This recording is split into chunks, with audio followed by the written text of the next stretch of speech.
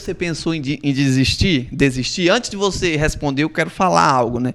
Porque assim, a pessoa vai olhar assim, nossa, vamos supor que ele responde que sim, nossa, ele pensou, irmão, o evangelho é assim, nós vamos ser perseguidos, vai ter momento de dificuldade, de luta. Muitos pastores grandes pensam em desistir, é algo que é normal, mas quem nos sustenta é Cristo. Verdade. Arthur, pode responder, fazendo favor.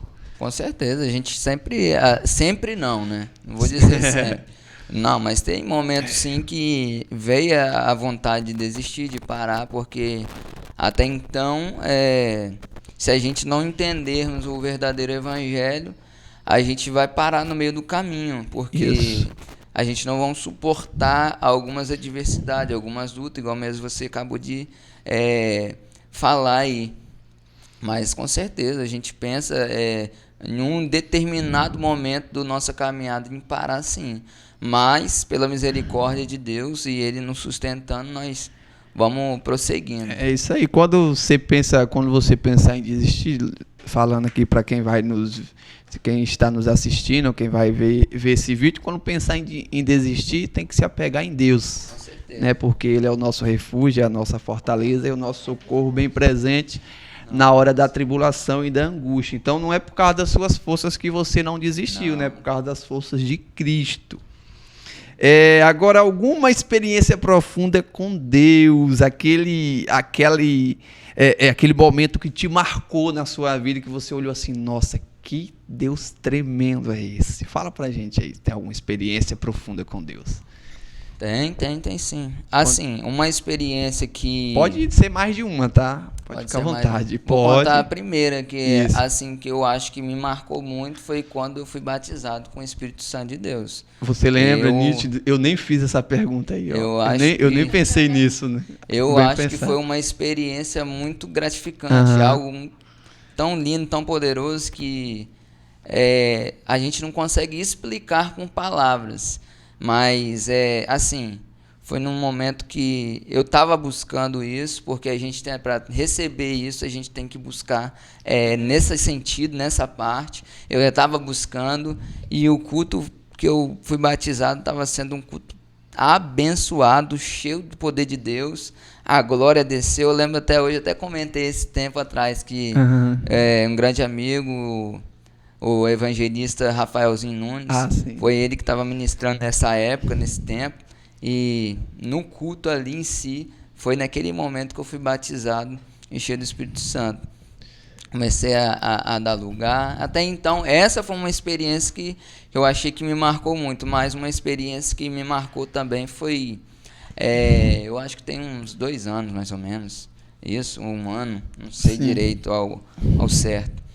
Que minha mãe estava doente em casa e eu não sabia até então tanto como é que estava a situação. Mas eu estava em casa, né, Luana? Eu estava em casa, estava terminando de jantar, na verdade. E recebi um telefonema falando que a sua mãe está aqui doente e tal. E está muito mal, eu preciso que você venha aqui. Aí, nesse momento, o próprio Deus falou comigo, ao meu espírito, falou no meu coração. Vai, mas vai já repreendendo aquilo que está lá dentro da casa dela, porque é o espírito da morte que estava lá. Meu Deus. E no mesmo momento que eu desci, eu falei, já estou terminando, já estou descendo, já vou aí, já estou chegando. E quando eu cheguei lá, eu já fui com sangue no olho, né, vamos dizer assim. Já preparado, né? Já entrei... Isso aí. Já entrei falando pro diabo, falei, aqui você não tem vez, já determinei a derrota dele ali, falei, em nome de Jesus, espírito da morte, bata em retirada daqui. E nesse mesmo período, nesse mesmo tempo, eu fui no estômago dela, comecei a orar, pedir a Deus, ela começou a jogar algumas coisas para fora, porque também era algo espiritual também, não só físico em si na questão. Aí vai no ataque espiritual que eu te falei, né? É o ataque espiritual que a igreja sofre. Para mim foi uma experiência que me marcou muito, porque além de ser minha mãe, né? Deus já tinha falado lá atrás. Por quê? Porque Deus não fará coisa alguma sem avisar os teus servos ou os teus profetas. Então, Deus sempre vai nos avisar algo antes de acontecer. Então, o que estava acontecendo, Deus já falou, vai, mas vai assim. Então, eu cheguei já fui certo naquilo que estava acontecendo. Então foi isso que me marcou. Essas duas experiências maravilhosas. Com Deus. Quais são as suas referências no Evangelho? Aqueles pastores que você olha assim para ele e fala, nossa, Deus... não que você queira ser igual a ele, né? Porque cada um tem o seu ministério, mas você olha assim, nossa, que bênção, irmão, é uma bênção e eu me inspiro muito nele. Quais são as suas referências? Claro, nós temos referências, até mesmo no nosso país é um país que tem bastante pessoas no meio evangélico que por Deus, são muito sábios, abençoadas, né? por Deus. E desde então, até na palavra de Deus, tem pessoas que buscavam referência em si. O próprio Josué, buscou uma referência tão poderosa que foi na vida de Moisés, que foi um grande líder. Verdade. E até então, desde lá para frente, teve outros. Eliseu buscou referência em Elias. E eu, hoje, particularmente, eu tenho uma referência. Primeiramente, o meu pastor presidente, que é o pastor Celso Omar. O seu pastor presidente, pastor Celso, né? Celso Omar, o pastor presidente do ministério onde eu congrego. Sim. E assim, é um homem que tem uma experiência com Deus, que tem uma vida com Deus, que tem uma capacidade de estar dirigindo pessoas, igreja. O que não é fácil, né? Não é fácil. E viajou pelo mundo e conhece muitas coisas. É um homem sábio, inteligente da palavra. Também fora ele, tem outros pastores, que é o pastor Leonardo Salles, que eu admiro demais. Pastor Leonardo Salles. Profeta de Deus nesse tempo. É um homem de Deus. E desde quando eu comecei a acompanhar ele também, a minha vida espiritual deu uma alavancada. Por quê? Porque através dos ensinamentos dele, através da live, porque eu sigo ele, sim, eu adquiri também experiências, coisas dele. Tem o pastor Eliseu Rodrigues, que é um cara sábio na palavra. Esses aí, então, os meus camaradas que Suas referências, no caso, só para recapitular, o pastor Celso Omar, o pastor Leonardo Salles e o pastor Eliseu Rodrigues. Eu também acompanho muito o pastor Eliseu Rodrigues. Uma pergunta que veio do nosso Instagram, né? Agora colocamos lá a caixa de perguntas.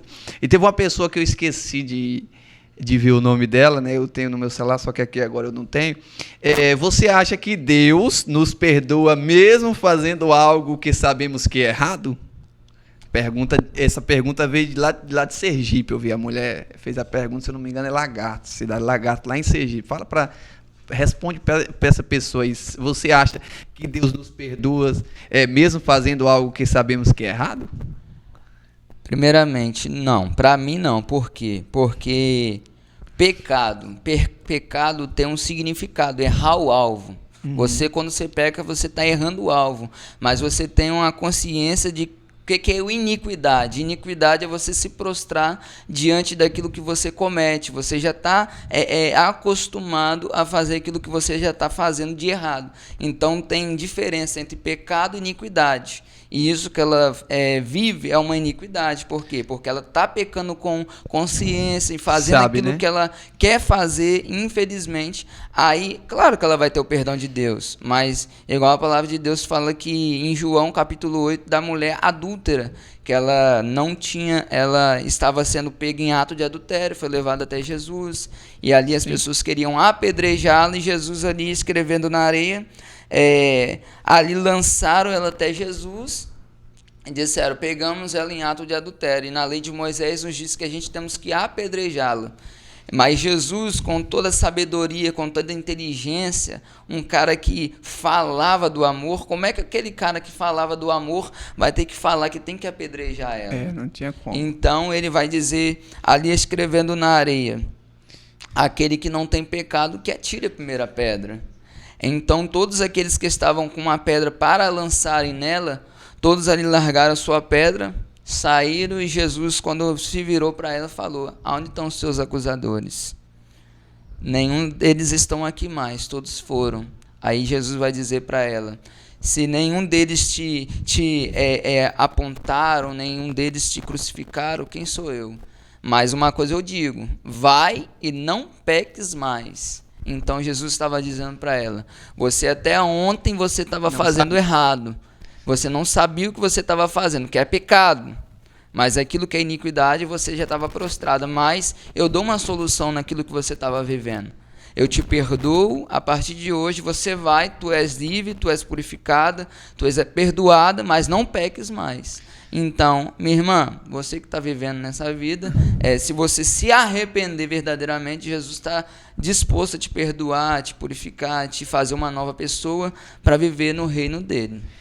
É isso aí. Eu queria agora pedir para você olhar para a câmera, que uma pergunta para você responder diretamente para a câmera. Você tem 7 anos de ministérios, né? 7 anos. 7. Pouco tempo perto de alguns, né? E muito tempo perto de outros. 7 anos dá para você vivenciar muita coisa. Eu queria que você falasse para os novos convertidos algo. Falar alguma coisa para os novos convertidos. Olha ali para a câmera e fale diretamente para ele. Um conselho, isso. Um conselho para os novos convertidos do presbítero Arthur. Assim, um conselho que eu posso dar verdadeiramente é aquilo, que a pessoa quando se converte, ela vai muita sede ao pote, que ela fica muito, nossa, eu quero. Com certeza, você tem que ir nessa sede ao pote, mas o conselho que eu dou, busque mais a Deus, busque mais na palavra, se empenhe, se entregar diante de Deus, se afastar daquilo que te faz você se afastar de Deus. Você lendo a palavra, jejuando, orando, fazendo a vontade de Deus, você vai continuar se aproximando mais de Cristo e vai firmar ainda mais. Isso aí, um bom conselho para os novos convertidos. Me perdi aqui um pouco, vamos ver. Calma aí. Ah, sim. Você dirige uma igreja, não é isso? Você dirige uma igreja, é dirigente de uma igreja. Nos conte um pouco da sua experiência, como é dirigir uma igreja, quais são os desafios, porque o evangelho tem flores, mas também tem espinhos. E a linha de frente são os pastores. Quando eu vou orar, eu sempre oro pelos pastores, porque eu sei que eles são a infantaria, a linha de frente da igreja. E você, como um dirigente, um pastor dirigente,